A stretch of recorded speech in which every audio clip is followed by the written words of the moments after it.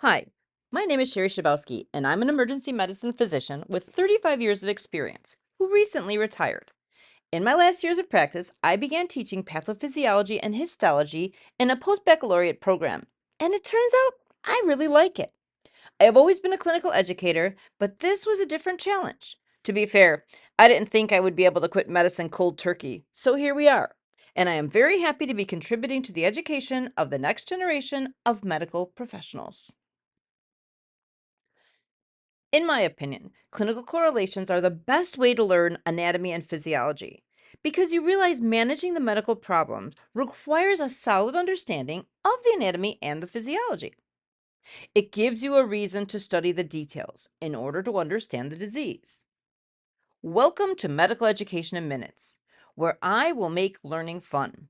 My programs emphasize the concept of form meets function, form being the anatomy and histology, and function being the physiology. And I always add in a little pathophysiology or snafu because that is truly my passion. Now, I promise you a discussion on acute angle closure glaucoma, so let's go. Let's start here. And I do a lot of my own drawings. They make it things easier to remember, but you're not going to give me a lot of credit as an artist. Let's start by reviewing the basic anatomy of the eye. The eye is covered in sclera, giving it strength and durability. That's the white part to most people. It encircles the whole globe with the exception of 2 points. One, where the optic nerve exits into the brain, and the cornea, which is basically the window you view the world through. There are two chambers, the vitreous chamber and the aqueous chamber. The aqueous chamber is divided into anterior and posterior components by the iris, and fluid flows freely between the areas through the pupillary aperture. Some people call the aqueous chamber the anterior chamber, but this nomenclature can be very confusing. The aqueous humor is basically an ultrafiltrate of blood with no particulate matter. The vitreous fluid is more like a gelatin that keeps the retina in place. Now let's focus on the anterior portion of the eye. The lens is denoted in pink, with the iris seen in front of it. The aqueous chamber is white in my picture. And now you can see the illustration of the anterior and posterior components. The ora serrata is the fixed point where the retina meets the ciliary body. The ciliary body is attached to the lens. It has muscles that change the shape of the lens for accommodation. This is a particularly sensitive topic for me since my lens has become a little less flexible, and the reason I have readers on my face right now. The phenomenon is called presbyopia, or in my house, old lady eyes, which is basically a gendered translation of presbyopia. The ciliary body also makes the aqueous humor. Blood flows into the ciliary body, and the pressure gradient between the blood and the ciliary interstitium propels the ultrafiltrate of blood into the aqueous chamber.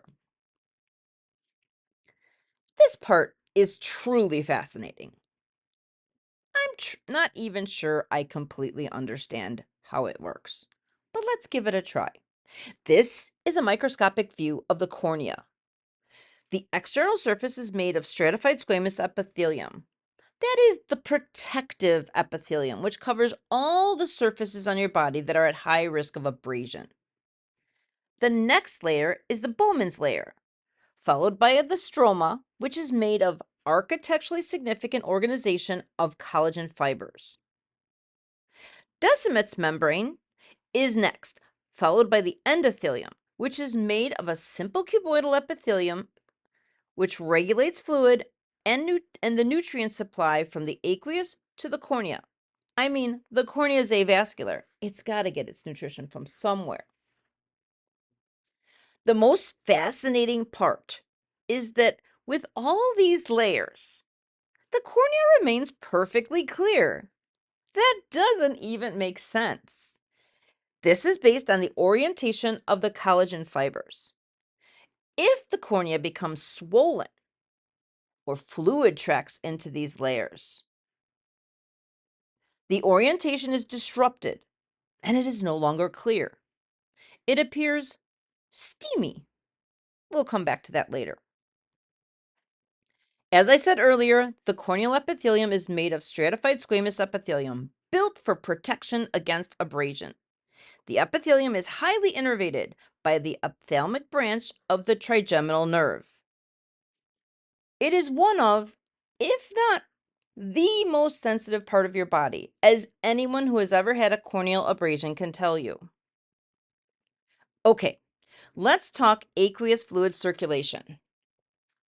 It is made as an ultrafiltrate of blood going from the ciliary body into the aqueous chamber based on that pressure gradient. Then it enters the posterior chamber, travels through the pupil, and into the anterior chamber where it circulates. Then it exits through the canal of Schlemm at the angle between the cornea and the iris and flows into the episcleral veins. Now let's discuss how all this anatomy contributes to the diagnosis of acute angle closure glaucoma. Picture this. You start with a person who has a narrow angle at baseline. The angle is between the cornea and the iris. This is where you find the canal of Schlemm. He goes from a brightly lit sunny summer day into a dark room, let's say a darkened movie theater. A few minutes later, he notices his head is starting to throb, especially in the periorbital region. It quickly intensifies, becoming severe. He then starts to get nauseous and ultimately starts to vomit. His eye is very sensitive to light, so he holds it closed. The pain continues to intensify, and the man is rushed to the hospital. When he gets there, he has a horrible unilateral periorbital headache and vomiting, which could easily be confused with a migraine or a cluster headache if you allowed him to keep his hand over his eye and didn't examine it thoroughly. Remember this teaser? Acute angle closure glaucoma is in the differential diagnosis of an acute, unilateral, painful red eye. It is a true emergency because left untreated, the patient could lose vision in that eye forever. Stop for a moment and notice what you see here. First, the left eye is normal. And it is true that it would be amazing, if even possible, to get the patient to open both eyes this wide.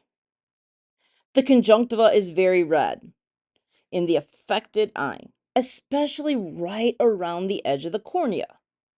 This is called ciliary flush, and this comes from deep inflammation in the eye. The pupil is mid-range and fixed, physically stuck in that position if it has been going on long enough. The cornea is steamy, not clear. These are the classic findings in acute angle closure glaucoma, and the story I told is fairly classic. These features, especially when paired with pain which began after going into a dark place, should make you check the interocular pressure, because that is what causes the destruction in this disease. All right, back to the anatomy and physiology in order to get to the treatment. This slide illustrates the acute dilation of the pupil, where the iris is drawn way back. This is what happened when he went into the dark room. This contraction can cause the already narrow angle to become obstructed, so aqueous outflow is decreased or potentially completely stopped. This is why the problem begins when going from bright light to darkness. Acute dilation of the pupil is the initiating factor. Your body has so many feedback mechanisms that protect us when things go wrong, but not here. As the blood pumps and aqueous continues to be produced, this is a fixed space. So what happens if stuff keep coming in and nothing is going out? The pressure is going to build up in the chamber. This pressure causes dysfunction of that corneal endothelium, and it results in swelling of the cornea. The see-through corneal window architecture is disrupted by this corneal edema, and this triggers the pain receptors in the cornea. This continued production of aqueous causes the iris to bow out, now sealing the outflow tract completely. The pressure is now high in the aqueous chamber, and the pupil is stuck in the mid-range position. The pressure in the chamber causes pain and induces the ciliary flush that we discussed earlier. The aqueous continues to be produced, and none is getting out. It is becoming so unbelievably painful. And then the cornea explodes. Nope, the cornea is incredibly strong. And you really haven't seen anyone with a spontaneously exploding eye, have you? So where does that pressure go? It is transmitted into the vitreous, and this is where the permanent damage occurs. The pressure is transmitted to the optic nerve, which causes damage that may lead to permanent visual loss. So now becomes the clever part. Once we understand the pathophysiology, we can determine the best treatment. And as is typically the case, timing factors in a huge way. All right, step 1, open the outflow tract. What was the initiating process here? It was the acute dilation of the pupil in the dark environment. So, if you catch it early enough, you could use beta blockers or alpha agonist drops topically that shrink the pupil, therefore potentially reestablishing the outflow. They work to reduce intraocular pressure by 25 to 40% within an hour or two.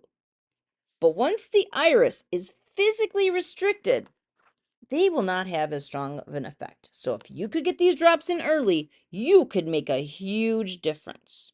So definitely use them. Realistically, if you knew you had narrow angles at baseline, you could go quickly into bright light and open your eyes. This would be a bit counterintuitive when it hurts so much, but it actually could help early on. The next thing you can do is reduce the production of aqueous fluid. Using hyperosmolar agents in the blood can reduce the filtration and production of aqueous. Glycerol and mannitol are considerations in this case. They're always used when the intraocular pressures are really high. Acetazolamide, which is a carbonic anhydrase inhibitor, can be given orally. It can also reduce the production of aqueous fluid, so definitely should be considered. You can just reduce or remove the amount of aqueous fluid that's building up. But this is a job for an ophthalmologist. So consult early if the interocular pressures are high. Basically, they stick a needle in the aqueous chamber and remove some of the aqueous. This then allows the medications the opportunity to work. Don't try this on your own. This is best left to the ophthalmologists. If you yourself have narrow angles, this will likely happen again. So later, a definitive laser peripheral iridotomy may be done. What they do is they put a hole in the iris forever, and this helps with flow and keeps this from being so severe or happening again. If you appreciate this content, please follow Medical Education in Minutes on Facebook and subscribe to my YouTube channel, and consider the opportunities on medicaleducationinminutes.com, where we continue to learn together. We can do this all the time. It is my goal to make medical education make sense. I want it to be fun, concise, and memorable, so that as you move forward, you will have a great educational base to build upon. Thank you so much for your interest, and please invite your friends and colleagues. I am getting older, and I may need great and inspired medical professionals to take care of me someday. Thank you again for watching. Hopefully, I'll see you again.